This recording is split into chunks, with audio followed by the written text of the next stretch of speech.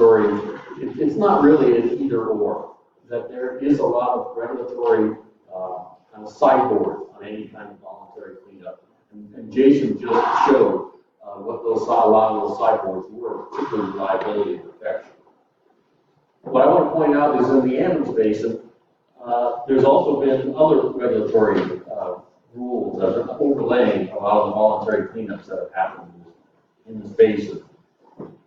We have, over the years, there was recent mining activity, and they already had reclamation bonds, and a lot of them had discharge permits. So they already had to meet some regulatory hurdles to do whatever work that they were doing within this watershed. For historical sites, there's certainly the possibility of discharge permits, and that has to do with that Good Samaritan liability and that third-party liability. That while we all often think that, well, we just have these draining mines and nothing's going to happen and nobody's going to force us to do anything with them, the possibility is out there that somebody could bring a lawsuit and force you to get a discharge permit. So that's kind of I think, in the back of people's minds when they're talking about voluntary cleanup. Also, first, water quality standards are an important rule or regulation behind any kind of voluntary cleanup. What are those standards, and would they affect if you ended up having to get a discharge permit? How would that affect that discharge permit? So we have, and of course, there's also possible circular liability. So whenever we do voluntary cleanups, there's all these rules that overlay those voluntary cleanups. And in talking about the Animas basin, so I think it's really actually a better way to talk about the cleanup that happened in the Animas, to look at kind of the period pre-Superfund designation to post-Superfund designation. And that's what I want to focus on today. So, what have we seen in terms of approaches towards improving water quality pre- and post-Superfund designation? What are the trade-offs? And what might other watersheds learn from the Animas experience?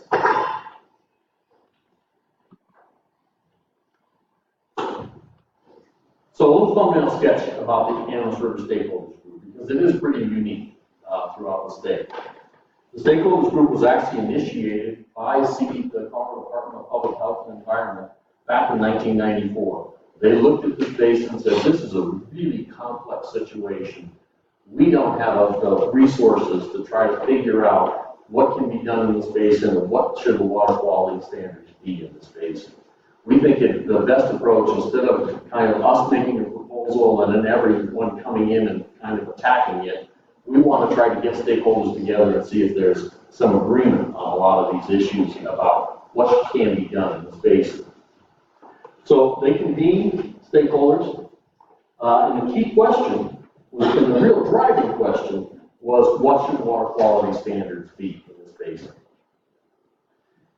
And eventually, the commission ended up charging the commission, or charging the stakeholders group. They actually wrote this in their regulation, that the commission charged the Animas River Stakeholders Group with a responsibility to determine the feasibility of specific cleanup projects, the quantification of achievable improvements, and to identify, prioritize, and acquire funding for remediation projects. So the idea was there was a Water Quality Control Commission hearing here in Silverton. There was a lot of disagreement as to what the state had proposed some water quality standards. There was a lot of pushback saying that those are unattainable. The commission actually didn't really know what to do at that point.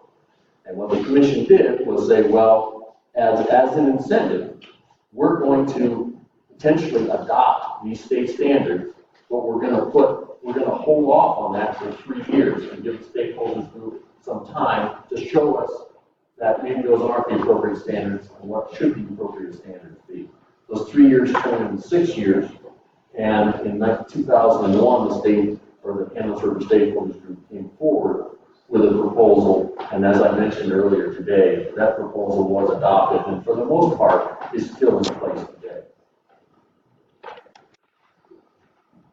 So some of the basic premises. Bring that screen down just a hair. So we're not cut off at the top. There we go. Yes. Wiggle it a little bit. All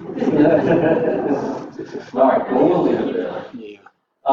Some of the basic premises of the stakeholders group is that anyone can participate as a stakeholder. There was no formal structure in the Animas River Stakeholders Group, because then you have to have a board of directors. And initially, the stakeholders group, there was a lot of contention and a lot of different opinions as to what could be done and what couldn't be done.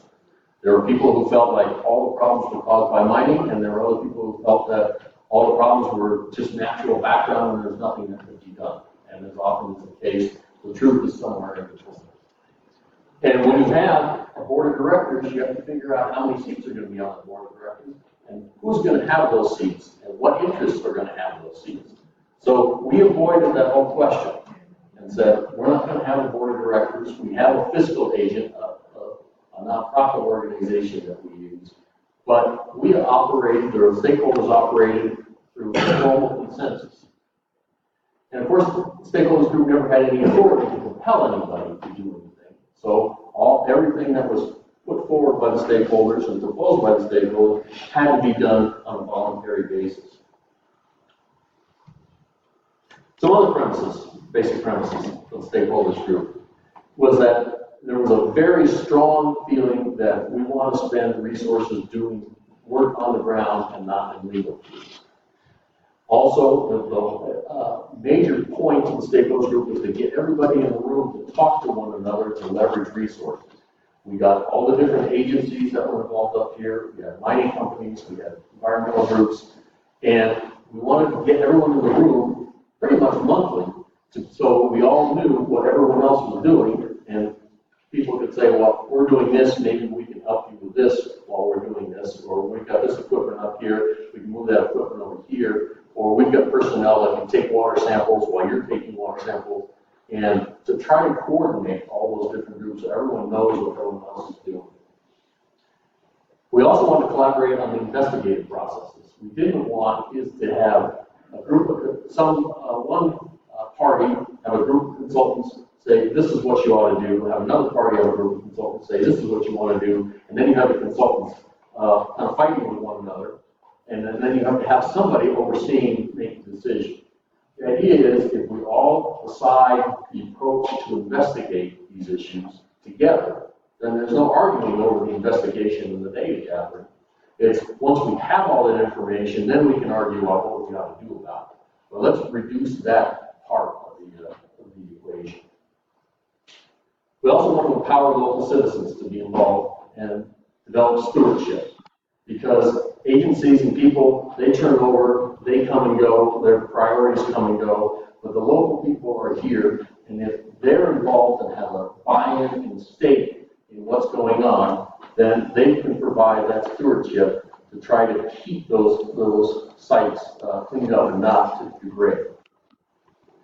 The other thing we were very conscious about was not to get involved with permitted sites. The idea being, if it's a permitted site, if the agency granting the permit and the permittee are doing what they're supposed to be doing, then that site shouldn't be an issue, because that's the whole idea of having those permits and having those agencies work with those permits. And these are some of the sites that so that we did not get involved with: the Gold King, Sunshine Line, Mayflower Fields, Howardville Mill, and the Yukon Line. So we'll note that all of these sites are part of the 48 sites that EPA listed as priority sites in the Superfund site. Some of the participants I already mentioned: mining companies, environmental groups, a number of federal agencies, including EPA, BLM, Forest Service, USGS, Bureau of Reclamation, state agencies. The Division of Reclamation and Mining Safety was really key to the stakeholders' effort. They put an enormous amount of resources into it. The Water Quality Control Division, the Hazardous Waste and Materials Division, Colorado Parks and Wildlife, and then a lot of local governments, our local towns, counties, and including the Southwestern Water Conservation District, which was an important funding partner for us. And of course, local citizens. Something I will mention is that when we started out, there was a lot of contention, as I mentioned.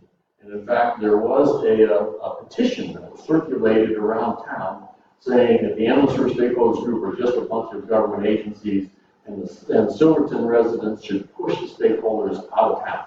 that we shouldn't be here. That petition was signed by a number of people, but we kind of worked our way through that. Land management agencies. BLM was a big participant in the stakeholders group. Forest Service less so. They had less lands and less mining sites on their land. And because of the idea, because we had an organized stakeholders group, the Animas was chosen as one of two pilot sites for the abandoned mine land program under the Department of Interior. And that provided a lot of funding for those agencies, and a lot of that funding went to USGS to study what can you do with these abandoned mine lands that are on federal agency property. USGS worked very closely with the stakeholders group, and there are several people here today who work closely with USGS. And then also that initiative provided funding for BLM to do projects on their own sites as well, and there are several projects around the basin that they conduct. Our approach, look at the whole watershed. There was sampling of about 130 drained mines, 160 waste rock piles. We put them all on spreadsheets. We ranked those, all those sites in terms of estimated metal loading from all those sites. Determined that about 30 or so adits and 30 waste rock piles contributed about 90% of the mining-related metal loading in the basin. Then we estimated the feasibility of remediating those sites, and we estimated what kind of metal reductions we thought we might be able to get from those sites. And when I say estimated feasibility and metal reductions, these are oftentimes partial cleanups, as I mentioned earlier today too, is that we're looking at, well, we might be able to get, you know, a draining adit, maybe we can get 50 or 60% of reduction of that adit, and depending on what should be done, depending on the location of that adit. Then we simply subtracted those metal reductions that we thought were feasible. We subtracted that from the metal load that was in the streams, and that gave us a level of what we thought we could achieve in terms of metal concentration in the stream, which leads to the water quality standards. And we recommended water quality standards based on this partial remediation of all these different sites, and those standards were adopted by the state back in 2001. Natural background, we did make some estimates about natural background, particularly in the winter. And simply all we did was we looked at the load at the gauges, at the stream gauges, we subtracted what was coming, all the metals that were coming out of the adits, figured that all the waste rock was pretty well frozen and probably not contributing very much at that time frame. And that gave us a rough idea of what might be natural in the basin, or at least not very feasible to remediate. And what we found was that mostly iron and aluminum appeared natural, whereas a lot of the zinc, cadmium, and the lesser degree copper was associated with mine sites. The other thing, we didn't worry that much about natural background because we also recognized that we're not going to fully remediate all these mine sites in this basin. That's just not going to happen. So really what we were just focused on was what's feasible. We're not going to be able to get to what is actually natural, and we don't really know what natural is. So we didn't spend a tremendous amount of time on that issue. In terms of remediation, ARSG and its partners completed about 60 or so mine remediation projects before the Superfund designation. And some of them were real small, only $10,000, some of them were $2 million. About 40% of those projects were done by mining companies, about 30% were done by federal agencies, and about 30% were done by the Animal Stakeholders Group directly. Most of that funding came through the 319 program and the severance tax contribution from DRMS. And those projects were really run by Bill Simon. Bill had to go through all the hoops that Jason just described, and was also as a heavy equipment operator. He was actually on site doing some of these projects himself, and he managed to do most of the projects for the Animal Service Stakeholders Group. In terms of monitoring, there's an enormous amount of data in this basin. We have almost 30 years of monthly data at the gauging stations up here around Silverton. There's also almost that much data downstream, Baker's Bridge and down in Durango. We have a huge advantage over a lot of other people in that we have this long data record, and we can see how things have changed over the years. Also, this was again, I think, Bill's initiative, that he pushed that we do a baseline macroinvertebrate survey of the entire Animas basin back in 96, 97. So we already knew, we knew what the macroinvertebrates looked like, and we could see how they changed over time. And then those surveys were generally done about every 5 years to see the changes in the macroinvertebrate population. So it's kind of before macroinvertebrates were heavily used as a monitoring tool, and they are much more so today. Results. In mineral creeks where we had the most success, about a 50 to 70% reduction in cadmium, or zinc, cadmium, and copper. We saw no reductions in iron and aluminum, again, because they are, and that's kind of proof in the pudding, that you can make significant reductions at some of these mine sites, affecting downstream areas, but some of those metals you're not going to touch. There's also EPA found fish in the upper part of Mineral Creek, which was much to our surprise. We didn't expect there to be fish there eventually, but they did find fish several years ago there. There's also definite metal reductions in the Animas above Cement Creek, and generally we saw a lot of improvements in water quality into the early 2000s in terms of water quality and in terms of the quality of life. Unfortunately, there was declining water quality later in the 2000s because of the new adit flows up around the Gladstone area that happened after there were certain activities at these permanent sites that we didn't investigate or work with. And I'm not going to dig into what those activities or what happened there. That's another story. Limitations. The stakeholders group, we conducted a number of remediations, but most of them dealt with mine waste. And again, because of a lot of the issues that Jason brought up, we were really unable to address a lot of the draining mines because of Good Sam liability. Also, financially, it's much more expensive to deal with draining mines, generally speaking. And there's institutional issues. I mean, if you're going to do something with a draining mine, there's going to be maintenance. There's going to be long-term maintenance. And somebody has to be around and to do that. You can't just go in and do a project and walk away because it'll degrade over time. And we didn't have a lot of that institutional structure to be able to maintain work that might be done at some of those draining mine sites. We also, another limitation is there was unwillingness and an inability to address permanent sites or issues related to permanent site activities.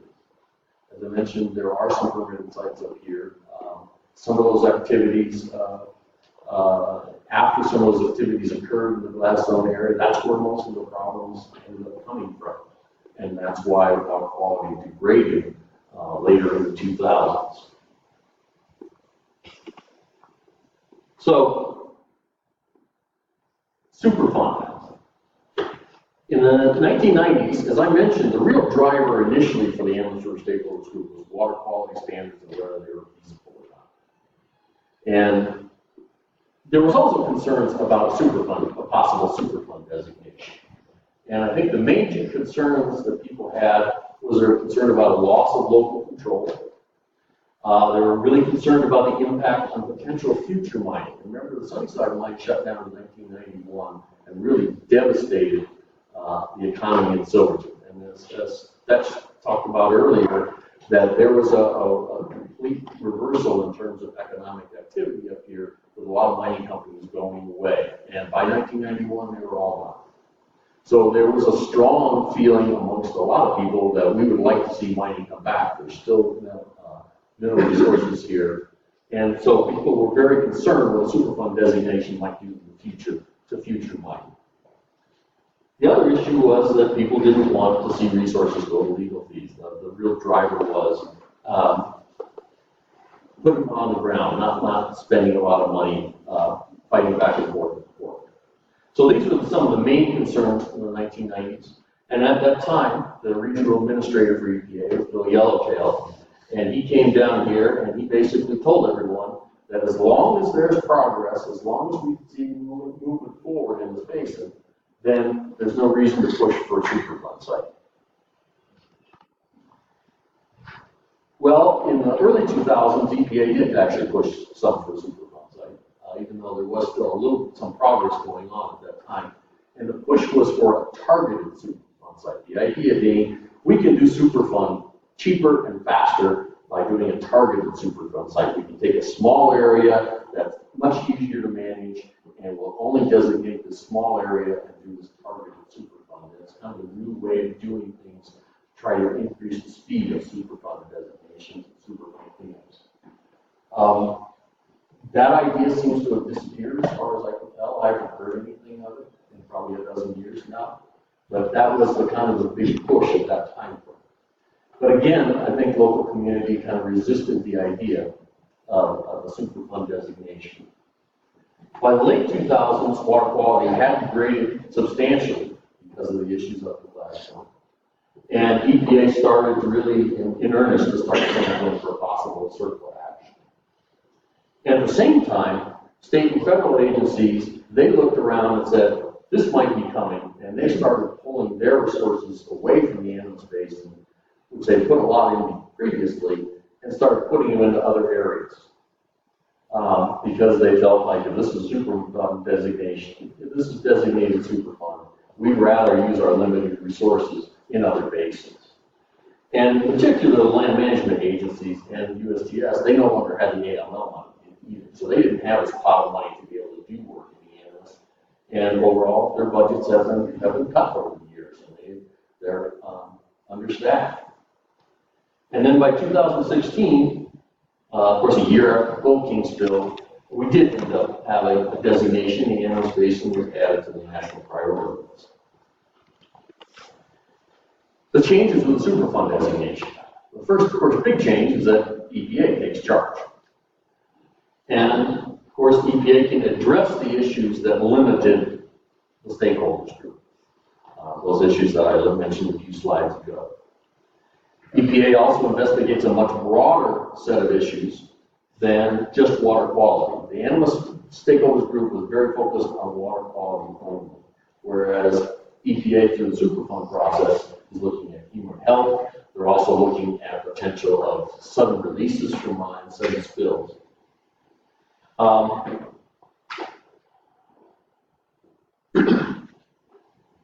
The other, of course, advantage that EPA has is that, one, they have the legal authority to require people to do certain things on their sites, or, of course, they can do those things on those sites themselves and then come back and recover money. The stakeholders group always depended, couldn't compel anybody to do anything, and always depended on voluntary efforts. EPA's apparent approach to water quality, and I say apparent because I haven't seen this written down anywhere about the Animas basin. It's just my view from talking to people with EPA, but it's conceptually, I think it seems like they're going down a route that's very similar to what the Animas stakeholders group did. They're sampling many locations of kind of systematic watershed sampling effort, and many of those locations are the same places the stakeholders sample, but they've added some additional sites, and of course they've collected some different types of data, not just water quality data as well.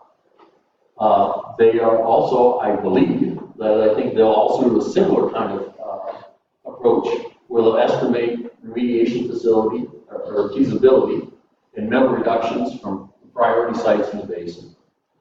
And they'll look at the changes of the water quality, and they'll look at how water quality might be improved and compare that to the biological potential. Again, pretty similar conceptually to the approach. Of course, the big difference is they're also looking at the stakeholders didn't look very close to that.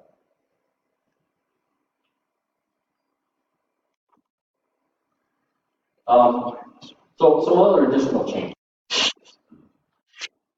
Potential liabilities really underlies all the decisions.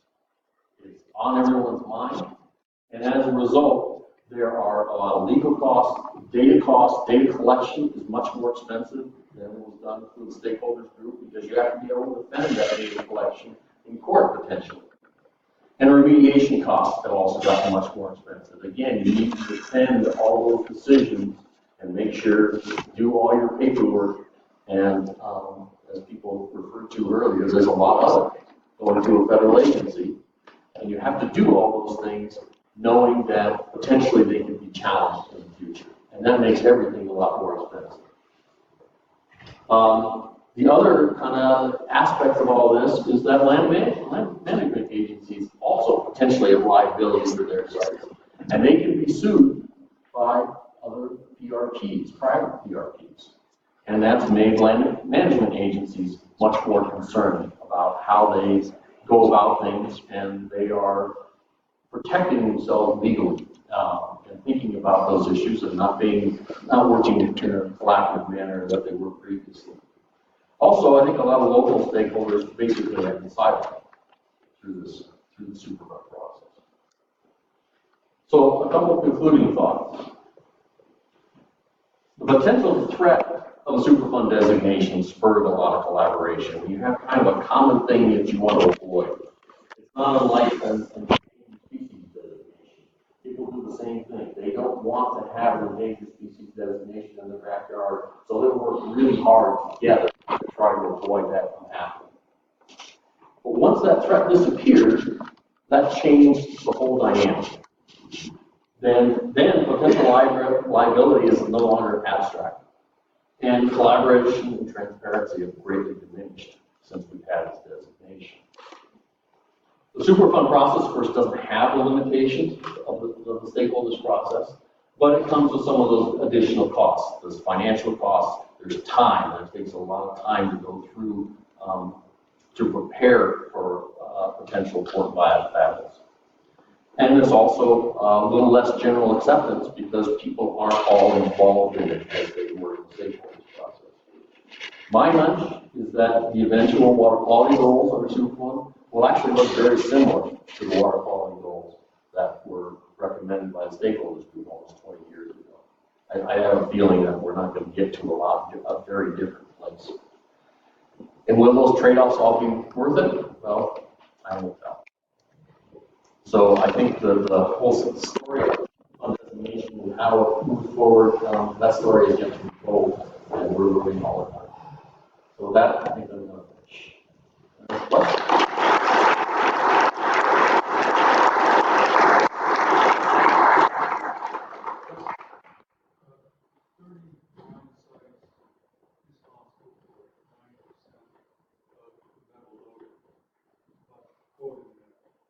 That's correct. That's before the issues of glass. Now I'm getting to the question. Those 30 mine sites are all non-permitted. Correct. 90% is metal loading is 90% of metal loading from non-permitted sites, or for the whole water trade. We look at it as 90% of, well, let me back up. When we were doing those calculations, we did not think that there was much of any loading coming from those permitted mine sites. At that time, the American tunnel was fully being treated, and we did not look at whether or not, for example, there was any loading coming from the main water table. So I think your assumption is basically correct. You're looking at 90% of all the loading from non-permitted sites. Carl. I have two questions, Peter. One is, ARSG was one of the leaders in getting abandoned mine sites done across the country. How did you implement technologies that hadn't been fully demonstrated? And the second one is, now that the Superfund site, you see some expedition that can happen because of the idea of not having to get permits of meeting intent? Well, the first question is we didn't implement new technologies for the most part. We did the basic things that you do with mine waste in terms of moving them or capping them or isolating them from the environment. We did do some work on stopping infiltration into several mines to reduce the amount of drainage coming out. But then most of the other mine sites were addressed. Either there was a discharge permit or there was liberal use of bulkheads in a lot of places. So we really didn't use innovative technologies. In terms of Superfund designation not having to have a permit, it seems to me, particularly in the feasibility stage, that there's some flexibility in trying some different things as test cases while you're making your case as to what you're going to do. But I think the EPA folks can answer that question much better than I can. Yeah, Ben. So in the user sustainability analysis, what kind of statistical analysis did you do for proposing water quality standards? There wasn't a broad statistical analysis. Basically, we looked at this is the estimates as to what we think we'll get in terms of metal reductions, and then we simply subtracted that from, well, there was some modeling of the actual gauge levels to kind of look at how the hydrological changes would occur over time. We didn't have that much data at that time because it wasn't that long a time frame, but we did look at, well, okay, this is a potential base year looking hydrologically compared to other years and subtracted the metal load from that kind of base year, as opposed to trying to subtract it from, a high flow year or a low flow year. Yeah, we'll be back in the back. So, as I understand it, ARSG was primarily focused around zinc loading, which is being kind of maybe priority list, and it sounds like EPA is shifting that towards lead. Curious what the impacts there as far as shifts in priorities might occur. In terms of water quality, zinc was definitely the issue that zinc carries down and is above standard all the way down to Baker's Bridge. And so that was the real driver. It was also the driver of the Sunnyside consent decree we seen.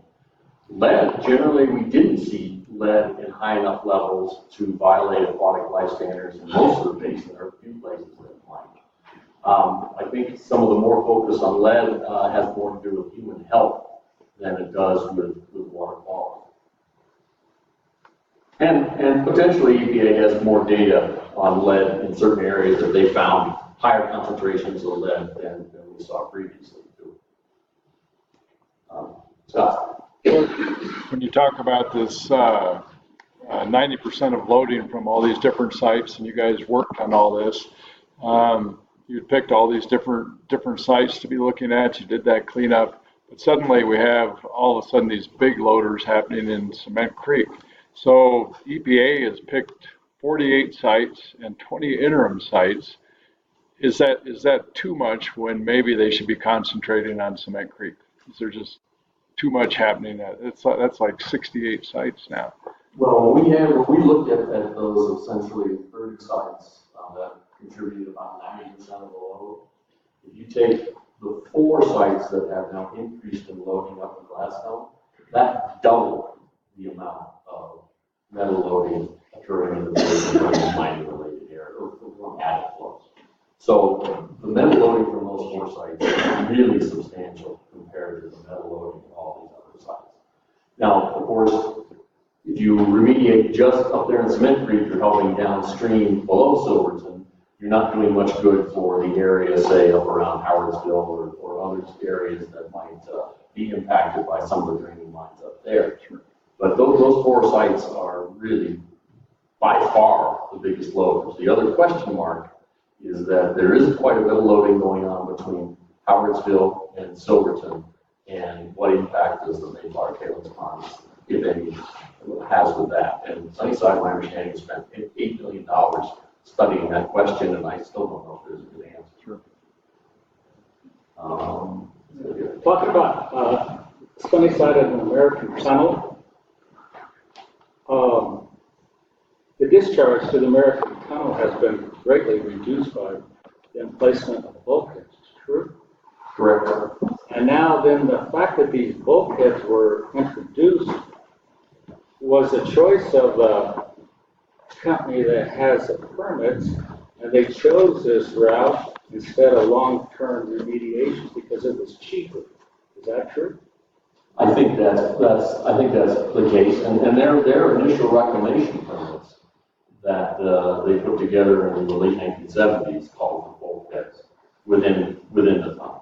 And so does this not open up the possibility of sometime in the future another Gold King type dramatic splurge through the American Tunnel if a bulkhead gives way? Well, first, the Gold King didn't have any bulkheads in it. It was simply debris that had collapsed in front of the entrance. It was not an engineered bulkhead.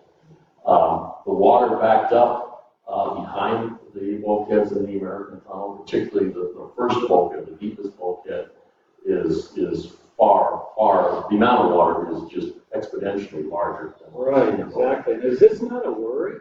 Because, you know, if it comes right down Cement Creek flows us to the middle of Silverton. I think that's one of the things that I think EPA is investigating. Thank you very much, Peter. Yeah. And I also want to commend you on your ability to kind of pull together a big, gigantic story and kind of explain it through a very logical thread. And thank you very much for that. You're a great representative of all of the great work that has been done here. We are going to take a 30-minute break now.